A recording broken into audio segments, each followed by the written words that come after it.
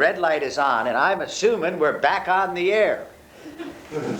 And that wasn't Nome Joint Utilities. God love y'all. That was, I don't know, a glitch, a gremlin. White Fang strikes again. Yeah. Anyway, I don't know where we were, John, when we were talking, but we were talking about the different types of users. And I'm just trying to, to get an understanding of and my overall, from what you said, that is the strain manageable as it is now with the amount of usage from those very, different aspects? Does one have more impact than the other? Is the news good, or? I think the news is fairly good for the, for the caribou herd. It's at the largest it's ever been for probably over 100 years. There's, and I think that's where the concern comes in, because of the large herd and the fear that the herd might crash, and it would impact all the different types of users. So, certainly the biggest impact would probably be the subsistence users, and the hunters, the sports hunters, well, yeah, people that just right, come up just to observe the herd, either in its migration or. Right. Have you sorted out with the reindeer herders? Are they copacetic with the larger herds and the hunters coming in? Since 1993, 7 reindeer herds have been lost to the caribou herds coming, so it's had an impact. And excuse me, the Reindeer Herders Association does have a seat on this working group.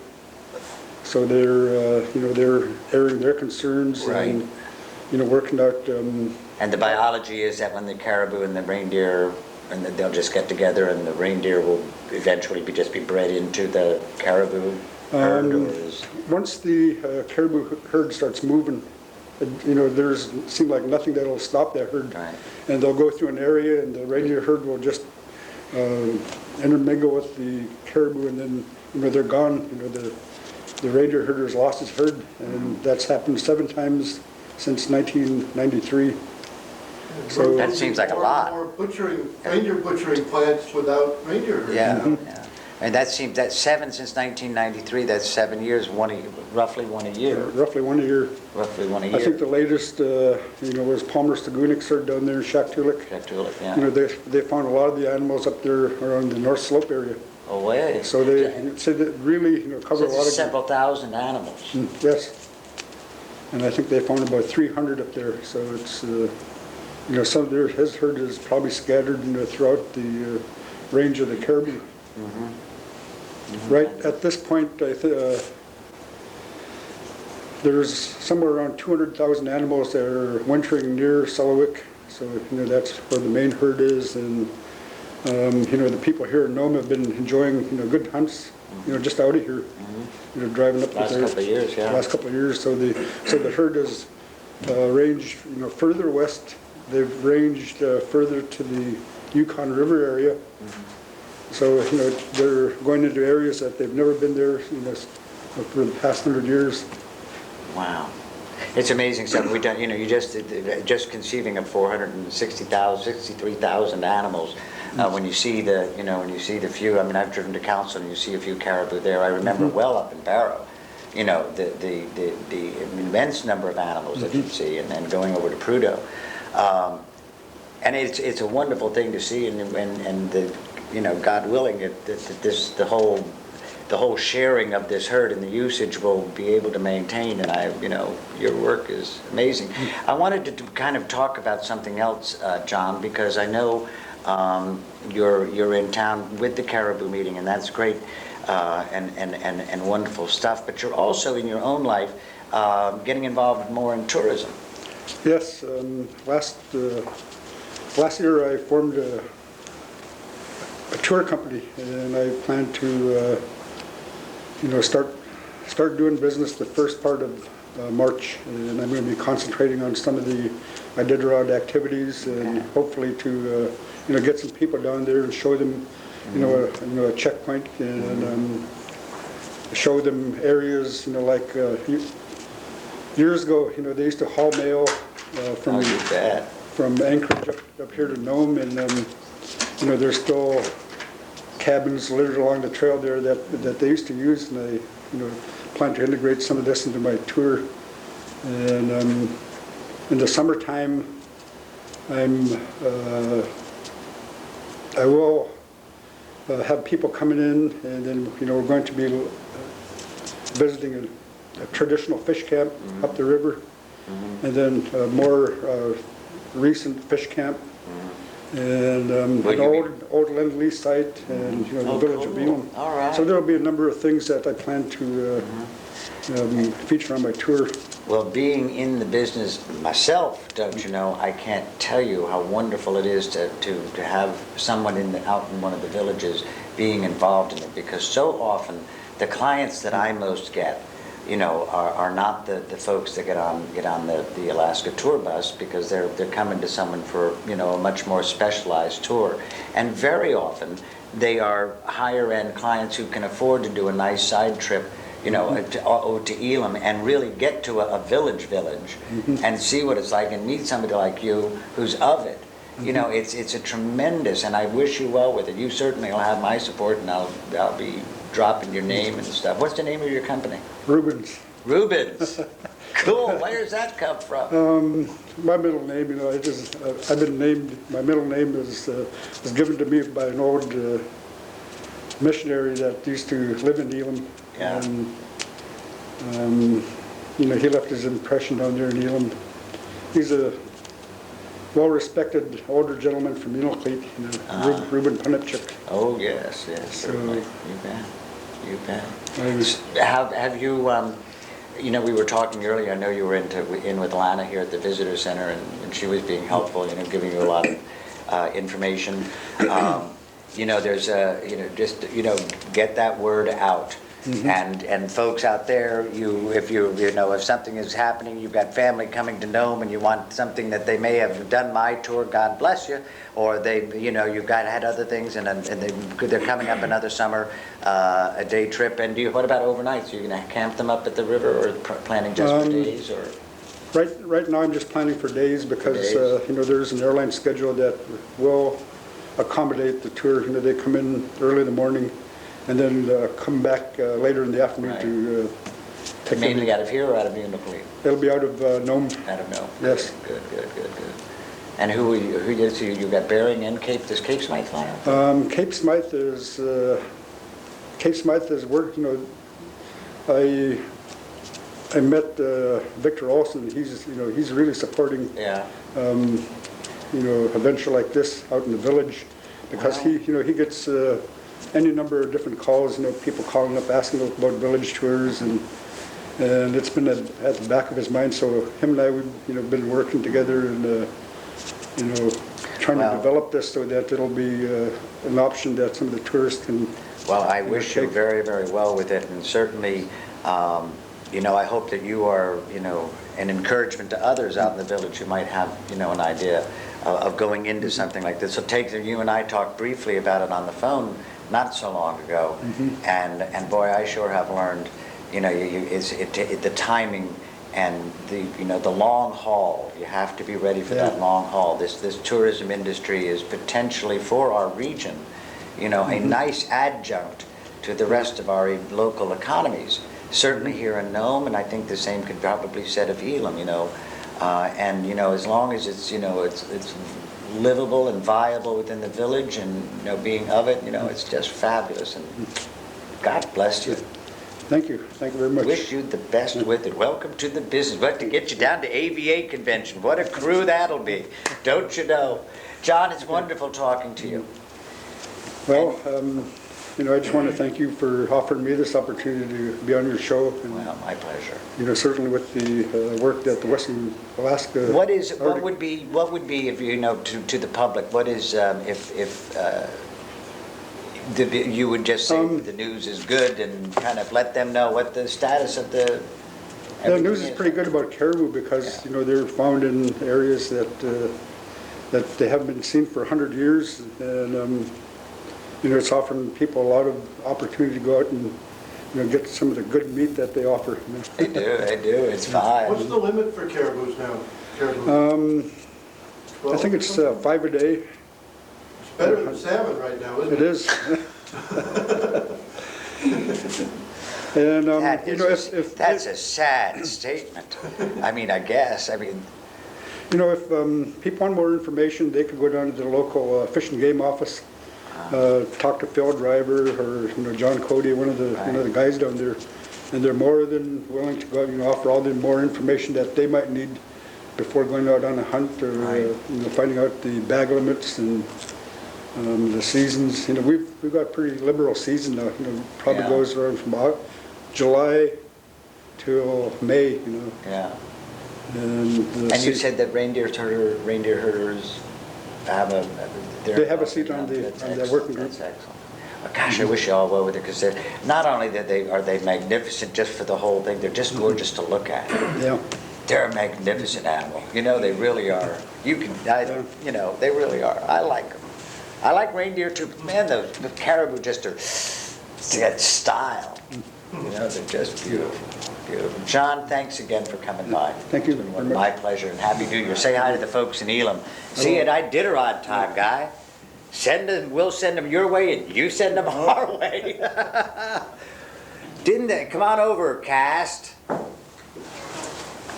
John Jemowick from Elam, my guest here the last little bit, and delightful talking to him. His new venture, Rubens. Uh-oh. Uh-oh. This is like, this is totally cool. Can't ever remember a situation where as a director, I've also been able to interview my cast about the show that we are going to be, where we're here, all of us, to sell to you to come out and ask you to come out and see the Glass Menagerie. Okay, we need to Gotta get scooch friendly in. with Doug. Come on, actors. Yeah. Scooch in. Don't pull out so far, Doug. Get in here. Golly. I'm shy. You're shy. You're about as shy as a Mack truck. Let me do some introductions here, and this is the cast of the Glass Menagerie, which will be presented by the Nome Theater Guild and the Arts Council, the Theater Guild, to be presented not this coming weekend, where the movie is at the elementary school by the swim team, but following weekend, the 21st, Friday the 21st and 22nd, at the Nome Elementary School, and it is a 7:30 curtain. Don't cut up, boys and girls. You're over there waving at Mom. I want to wave at Mom. Nils, check out Mom. Anyway, and I'll get back. Let me do the introductions, because Mom, the kids are waiting at home. Hello, Central. To my left, Doug Stewart, Cape Smythe, right? Right. He plays Tom, the son. Tom, cool part. To his left, Dean Williams, youth facility. Thank you. Youth facility, yes. I didn't give it one of its euphemisms. Youth facility. Hard-working man. Used to be at the DA's office. Yes, I was. And spent a lot of time in Cotsfield. Playing the gentleman caller. To his left, Carol Sullivan. Say hi to Nils. Say hi to the baby. Say hi to Pat. Carol Sullivan. Here of Nome. Here from Nome, of Nome. Not from Nome originally.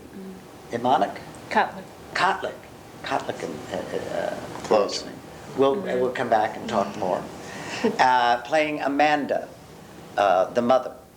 And to her immediate left is Victoria Pasquantonio. Yeah. Yeah, isn't that, I just love saying that name. Pasquantonio. Yeah. And she plays the daughter, Laura. Welcome, y'all. Thanks, Richard. Good night, a Richard. night off from rehearsal. Have we been working hard? Yeah, too hard. Too hard. Too hard. You know, one of the interesting things, and the play we're doing again is The Glass Menagerie, which is by a wonderful American playwright named Tennessee Williams. Another play by Tennessee Williams that you might know of, considered in the, as they say, the genre and the repertoire as being a very important American play, Streetcar Named Desire, and lots of other plays. But those two are probably his most famous plays. and certainly one of my favorites. Tell me what's your reaction to this whole process that we've been doing and involved in. Throw it open, loosen up, gang. What do you think? Has it been a good experience? Are you enjoying it? Remember, we're selling tickets, Doug. We want people to come, not to listen to you kvetch. Hello, Central. No, the play's terrible. No, I just. No, actually, it has been fun. It's been a lot of work, and the play is a lot deeper than I thought it was when I initially read it. I mean, there's a lot of depth in the play that I didn't even consider, but no, I've enjoyed it. It's an interesting play, I think. There's a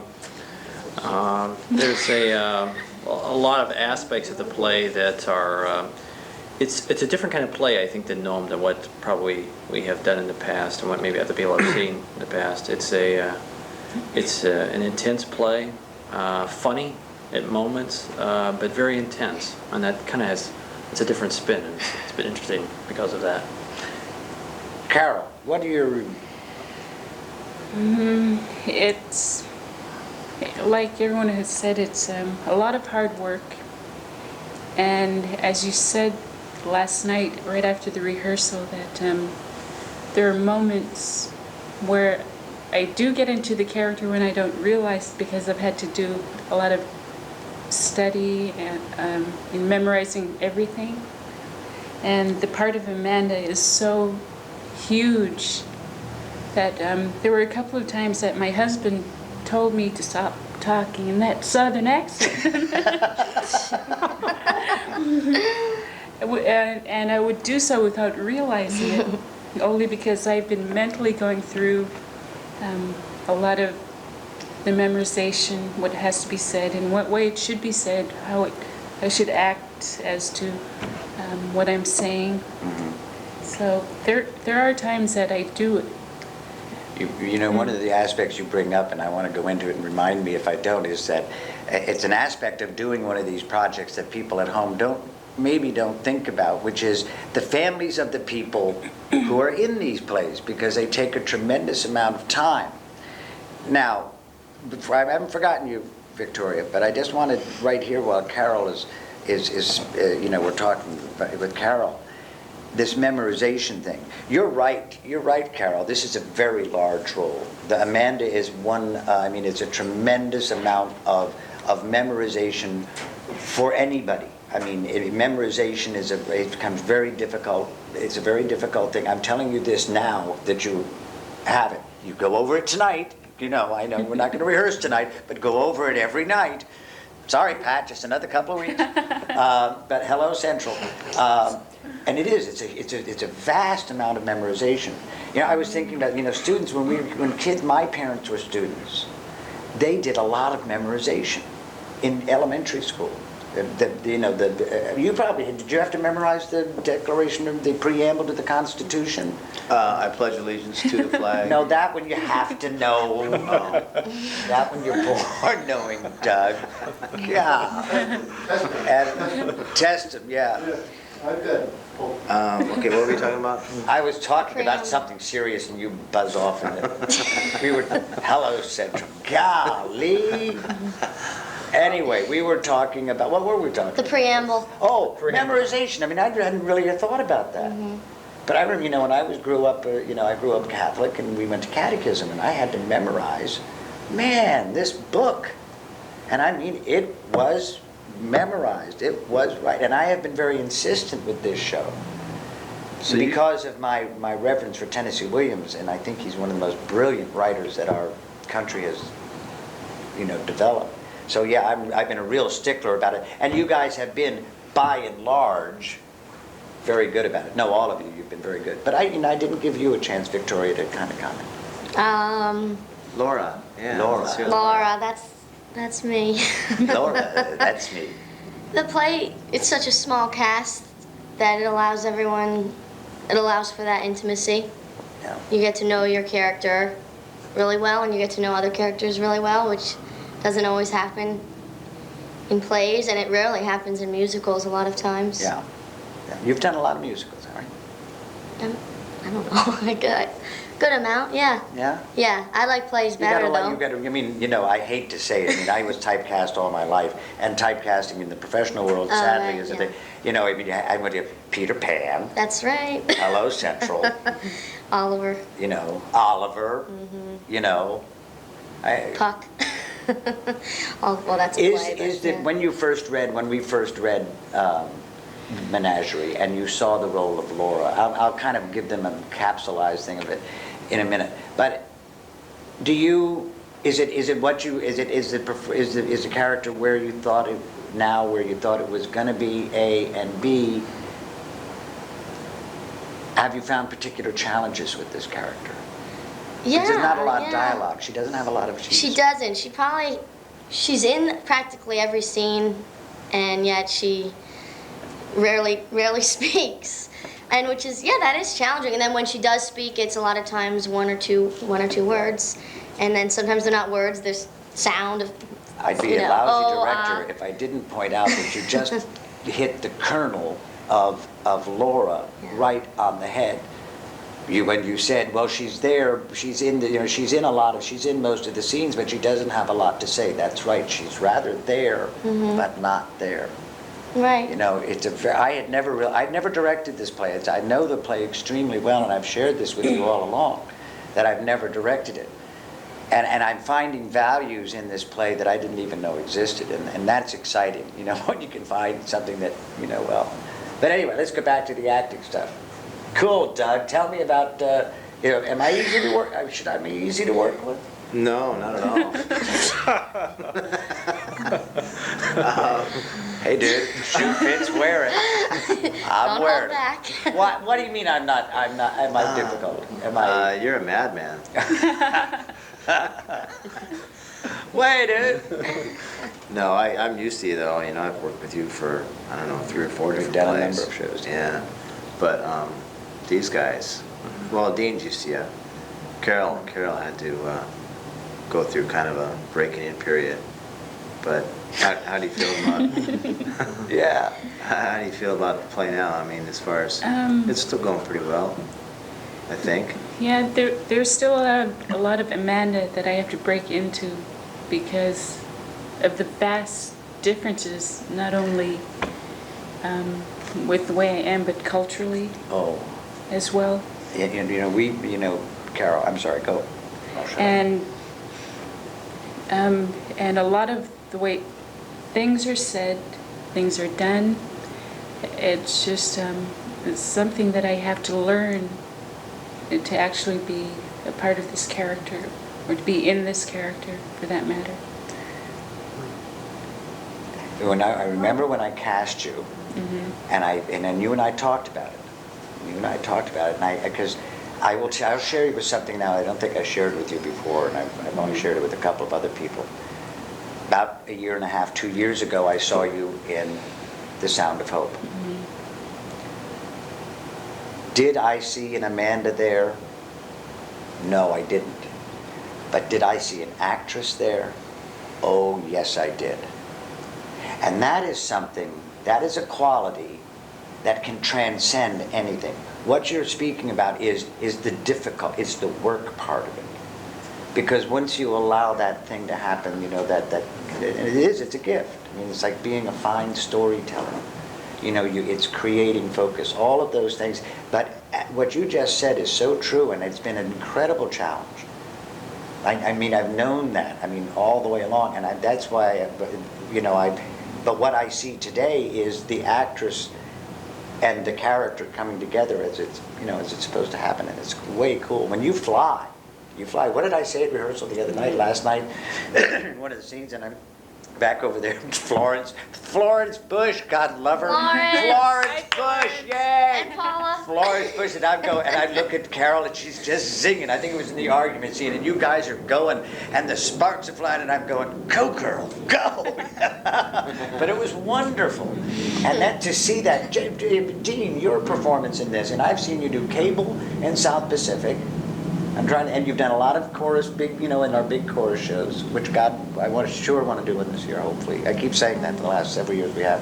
Anyway, this is way different. This is a good role for you. It's Jim. it's a different role, and I do have to agree with Doug that you are a madman, and we are used to that. He is a madman, so there's no doubt about it. Yeah. But he's also a very creative man too, and this is a great. This is a great show, and there's a lot of texture to this show, and there's a lot of texture to my part, which is I'm the ordinary person, or I'm the common person against the backdrop of some unusual people, unusual circumstances, and there's some challenges and some different things about my role that are interesting for me. But it's an interesting show, and it has a lot of different textures to it that are different than many things we've done in the past. Well, That's a good thing. it's what I like about the show is that about the play and about Williams is that he's not afraid to be theatrical. He uses your character, Amanda, she is very theatrical. He refers in his notes, and we discussed his notes at great length, he referred to Jim, excuse me for pointing in front of you like that, but he refers to Jim as the only real person. Tom, and I want to talk to you next, says, he's real. Everybody else is, a little bizarre. But he's, I hate the word normal, but hello Central, for want of a better. Anyway, Right. Tell me about Tom. Tom? Tom and you playing him. Tom's the son.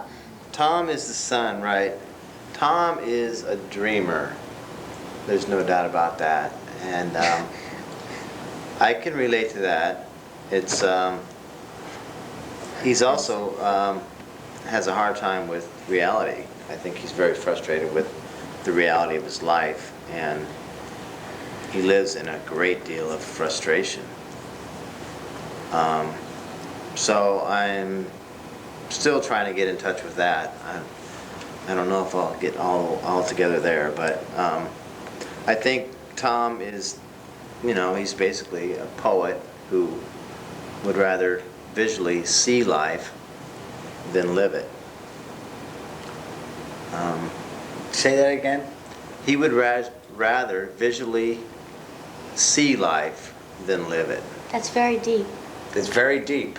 And I don't Very think impressed. and what's more, I don't think I agree with you. We'll talk about that I think I have it tomorrow. I have a tear right here in my eye. It's just a little tear. But I love, he says I quote when I quote this play a lot, and I have for years and years and years. Tom has that line, and Williams does it, and when speaking of using very theatrical techniques, very creative lighting and low tones, and as you said, texturing with acting styles and these characterizations, and then it's a difficult process. This is your best work, though. You think so? Oh, I think so. I think this is better. You did another Tennessee Williams. Right. Yeah. We did Cat on a Hot Tin Roof, I don't know, 100 years ago. No, But- I appreciate that, Richard. It is. It's better. It's better. Yeah. Well, you know what I mean. I mean, you and me, we have our, how do you say, Je ne sais quoi. Yeah, right. Doug, I hate, making a distinction or a delineation between professional and non-professional actors. One carries a card that says equity and one doesn't. It has absolutely nothing to do with the quality or the ability of one to act. It might, one makes his living at it, yada, yada, yada. But Doug has been to New York, went to school in New York for a good long time, went back, worked in New York, still threatens every now and then to go to L.A., but you're still at 15,000 feet and holding, dude. Yeah, and I still act a lot differently than you do. Yeah, you could say, you said a mouthful. Hello, Central. Oh, God. No, he's referring to acting the method. There's in this business of theater, there's acting, the method acting. Marlon Brando. If you Right. you got to act like you got a broken this is a bad description of it. And If you- if you- Richard thinks it's hogwash. No, no. Oh, he's so wrong.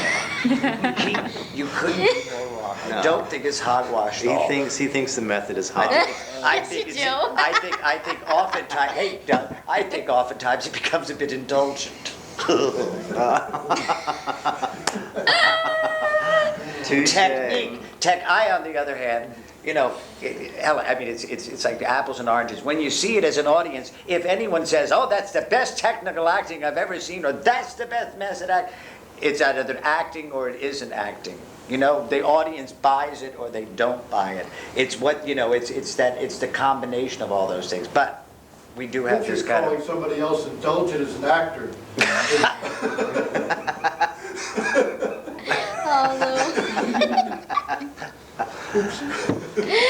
White Fang got me. White Fang slipped it right in there. Oh, no, I got gotten this year at Christmas time like I hadn't been gotten in a long time. That's another story. A little bit about when this play is and what it is and these characters. There's a fifth character in this play who never appears, No. as a matter of fact. He's represented by a photograph. He's the father of the husband to Amanda, father to Laura and Tom. But he couldn't make it tonight. No, he couldn't make it. He's hanging in the prop room until we hang him. But the father has a tremendous influence on these characters. The play is about survival. It's about these three people who want things so far differently. Tom, who wants out like Dad did 17 years before he just abandoned them. And we learn maybe a little bit why when we see the glass menagerie. Laura, the daughter who has a slight infirmity that is far larger in her mind than perhaps it ought to be, and is incredibly shy. And then we have Amanda, the mother, the matriarch.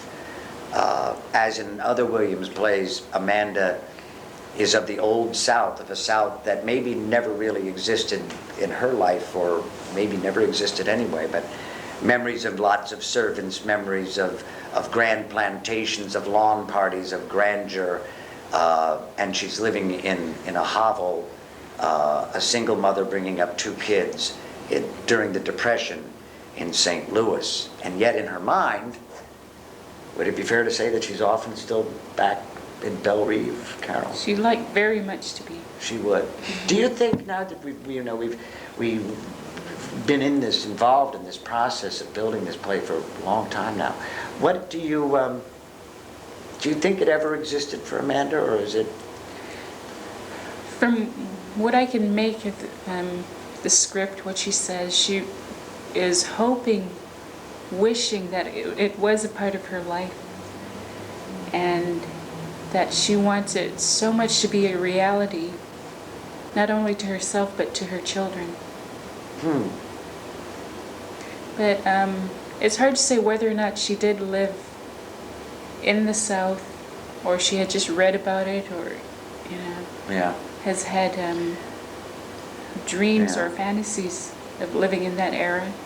Of gentlemen callers. Of gentlemen callers, her gentlemen callers, and she had lines of gentlemen callers calling the call on her, and of course Laura is, and it's a story of survival and panic. Mm-hmm. You are in a panic because there is, once if Tom leaves, which he threatens to like Dad, you're left destitute. We don't want to tell him everything, do we? No, we don't. No, we don't. But we can tell him the where and the when. Now, where are we and when are we, gang? We still have some time. We kind of get the ad in. We haven't done a lot of publicity, it dawns on me.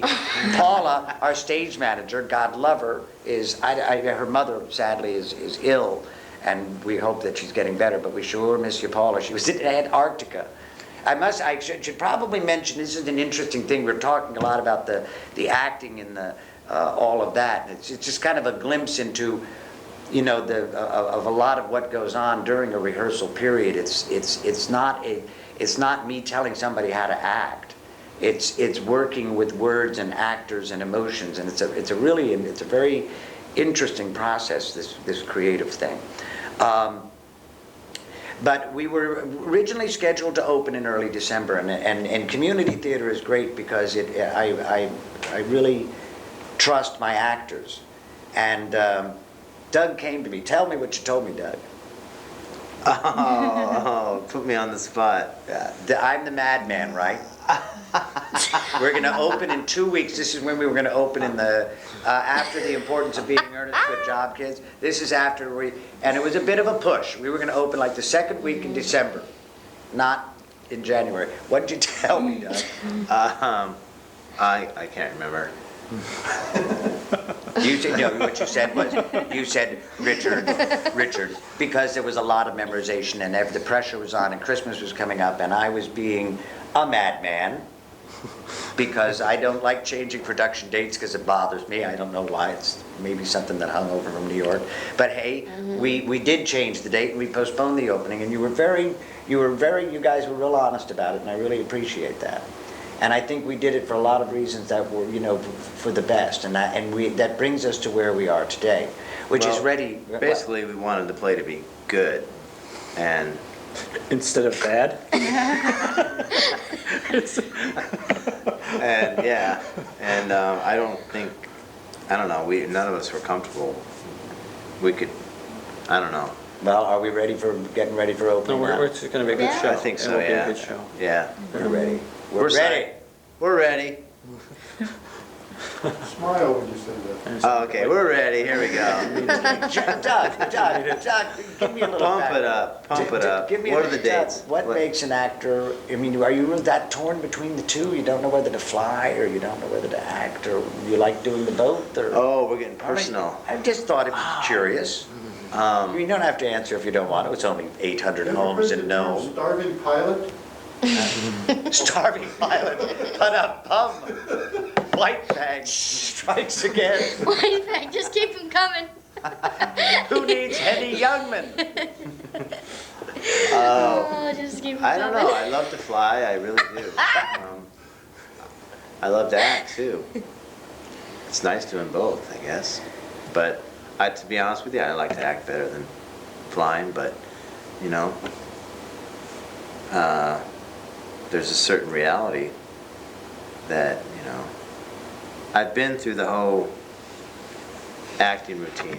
You've been through that too. Oh yeah, Yeah. 20 years. And I know what it takes. So. Yeah. I don't know. Time will tell. I don't know what. Cool. Never shut doors. Never, ever, ever shut doors. Don't burn bridges. My grandmother used to say, never say never, because as soon as you do, slam Hello Central. That's true. That's And you're very right, true. It's very true, and it has nothing to do with theater. It just has, it's like Murphy's Law. If you know, I remember so often people that would go to live in Barrow, and they just couldn't. It just wasn't for them. Everything was, they just were, Akron was them, Barrow was not them, and God, they could get so unhappy, and you would see them say, oh, never ever will I go back to Barrow again.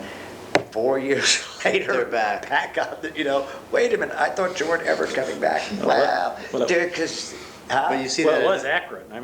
yeah. You see that in Nome all Sorry, the time. Akron. What do you know from Akron? Akron, all that. I mean, just a couple years ago, Diener left, and I never thought I'd see him again. That's right, you did. I did. Yeah. Where'd you go? And I went to Anchorage, and I came back. And It's- you're glad to see me, aren't you? Oh yeah. You are. Okay. Yeah. Okay. And I Carol, mean- when did you, go ahead, I'm sorry. Go. Well, when I left about 9 or 10 years ago, and I thought, there's no way. 13 years ago. No. 12 years ago.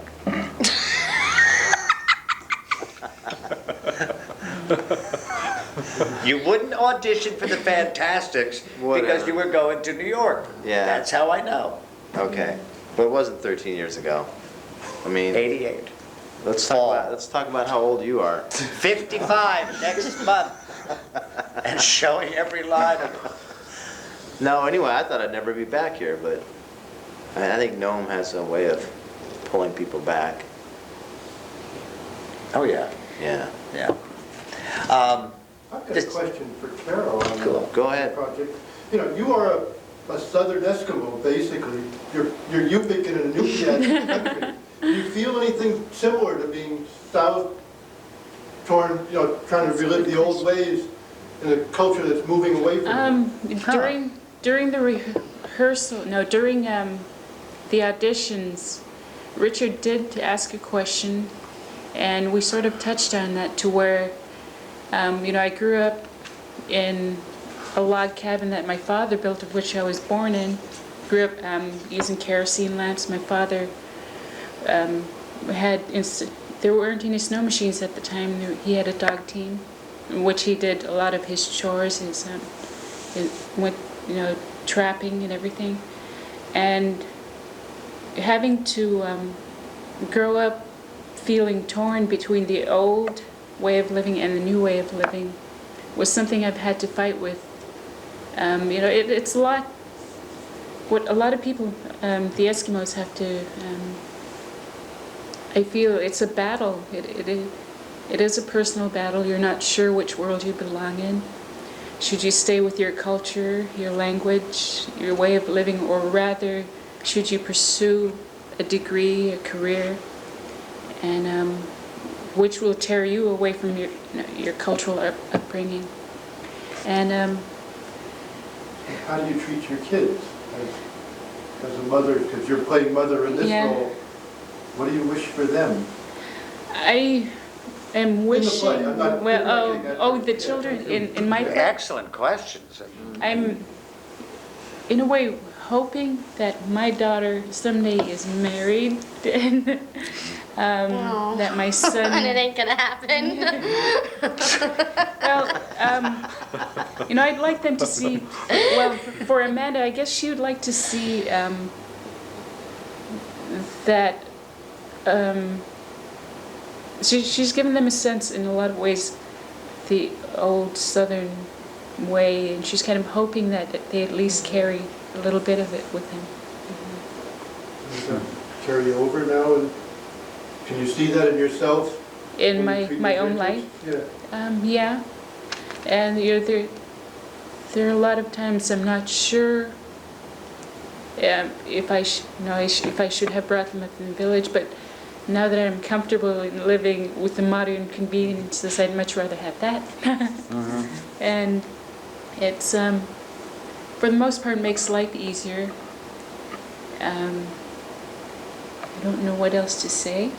Well, I tell you what, you just said in about 3 minutes and put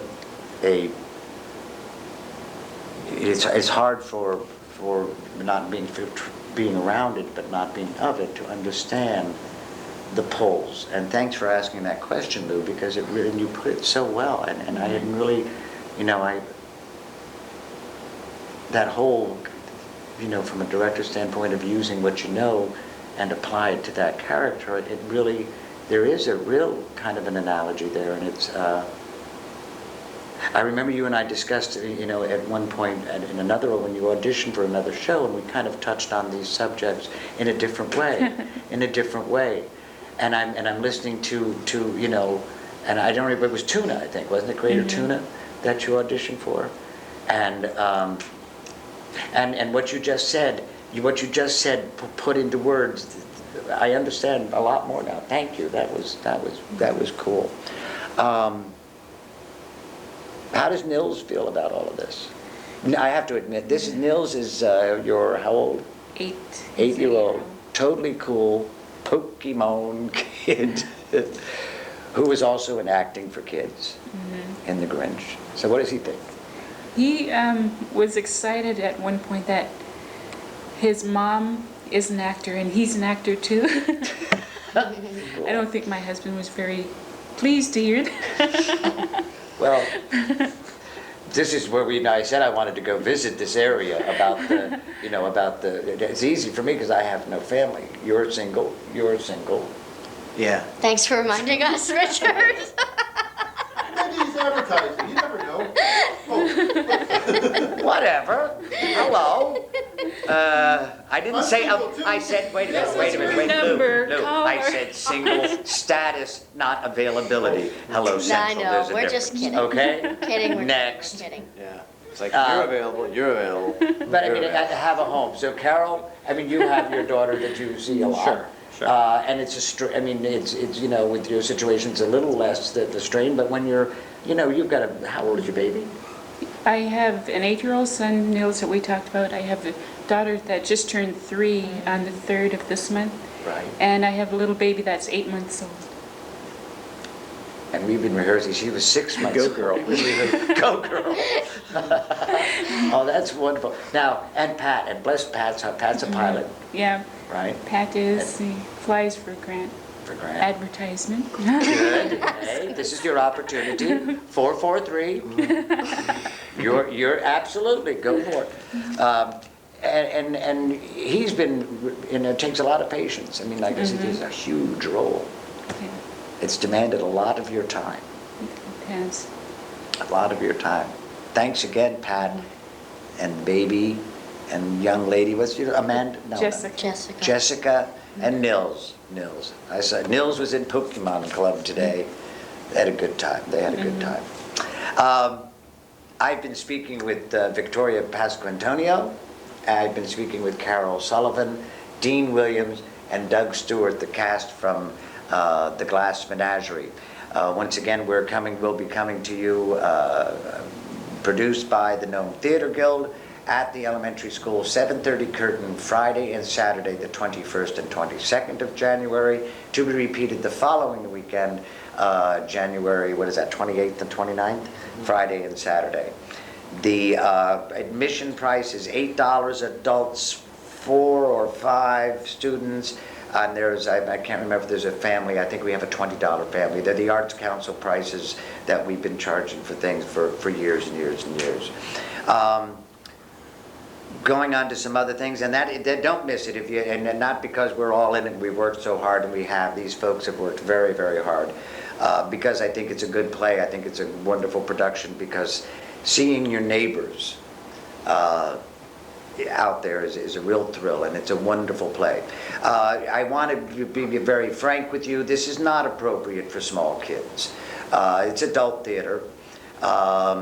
I get asked this a lot, and I try to be real upfront for a number of reasons, because, you know, younger children who can't, you know, that aren't focused in on it, that can't understand it, or it's too wordy or whatever, can be a distraction to the rest of the audience, and that is a consideration too. I would say that a 4th, 5th, depending on mom and dad going with them, who likes theater, there's nothing obscene in the play. There is, it's intense at times. It's not a happy play. It's not a happy play. It's about some real strange people and people fighting to survive, and sometimes that elicits, you know, strange things in people. But it's good theater. It's beautifully written theater. It's among the best of the American theater that I know of. There's no nudity either. There's no, no, it's not obscene. I mean, there's no obscenity in it at all. There's, you know, there's a lot of philosophical obscenity in it, but it's a very well written play, and I like to think well directed. And thanks, Doug. Nicest compliment I got, quite honestly, was 3 weeks into rehearsal. Dean Williams comes backstage to me and he says, "You got this one nailed, Dick." You know what you're doing in this one, don't you? Like I didn't know what I was doing. We were unsure in the perhaps 12 some of the other before, ones, but this that's one you okay. This one, you know. Pum, hello, Central. But anyway, it's been delightful talking to you all, and thanks for coming. Quickly coming up on the weekend, and Lana had said to me, "Oh, there's some things I want you to mention," but I don't think she told me what they are. So I'm going to mention, because it's right here, Northwest Arctic Games. Yes, this is a new event that it's been in the hearts of a couple of people, including Nicole Johnson and Mitch, and we now have a committee, Mary Knodel, myself, and Leslie Simone, and looking for more volunteers to come on board. It's a very exciting project. It will dovetail at the end of the Elders Conference, the 24th, 25th, and 26th of February. These are traditional Northwest Arctic Games that'll be open to everyone, to the villages, to anyone who can get here to enjoy these games. A lot of fun, Eskimo dance competition.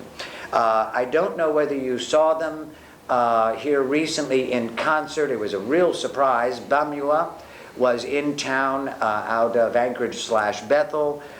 They will be coming back. Arts Council has been trying to get them back for a long time. Lou, who's president of the Arts Council, and we'll go, but we don't know exactly when.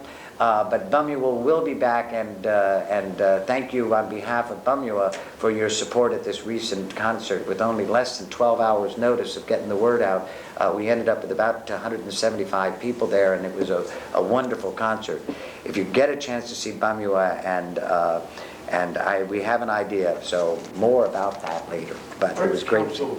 Arts Council meeting. Annual meeting, the 16th at 2 o'clock. 16th, it's what day of the week? Sunday. Sunday, a Sunday meeting, but this is the arts, and we need the arts, and we need the arts. And but John Jemowick was talking about tourism and all of these things. Arts Council is we do a lot of work in town, and it's a very busy organization. We help out with buying music, scholarships, funding the Nome Arts, the Theater Guild. What else do we do? We do good things. We bring in other We bring in artists. writers and artists.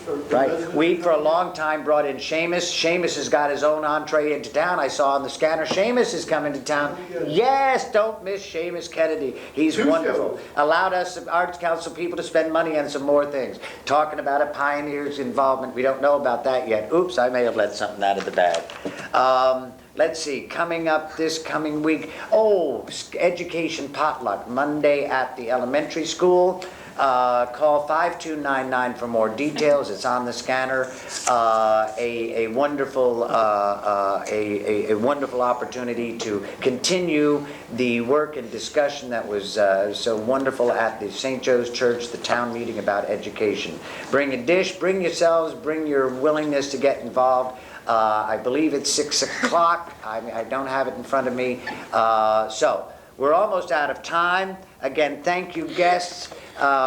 Look at these silly gooses. Look at these silly, I'll take a minute. You know who got me? Put your shirts down. They're bad boys and girls. I don't care how old they are. Mike Rink was back in town. We did this marriage proposal thing, right? Mike, who I've directed in a number of shows, says, I'm going to get you, Richard. I didn't pay any attention to it. Leo Rasmussen, bless his heart, Mayor Leo is down presiding. The couples were going to walk down the aisle as I pontifically announced the couples, right? They were all lined up, ready to go. So I announced couple number one. Mr. and Mrs. Mike Rink, married 15 years. Mike gets the 3 couples to switch partners. So now they all have, like you with the shirts, Hello Central, switch. So I got all flustered, which I liked. So, blow it up. Anyway, hey y'all. Get in on this shot. I can't go out on my face. I love these people. They're wonderful. And thank you all for being Hi, here. Florence. And we'll say goodbye to the kids. Say hi to the K-Nomers. Hi, K-Nomer, you cool people. Yeah. Thanks, Florence. Hi, Hannah. Anyway, thank you all for being with us. And good night. Have a good evening. Thanks, Lou. Thanks, City of Nome. Thanks, GCI. Good night. God bless.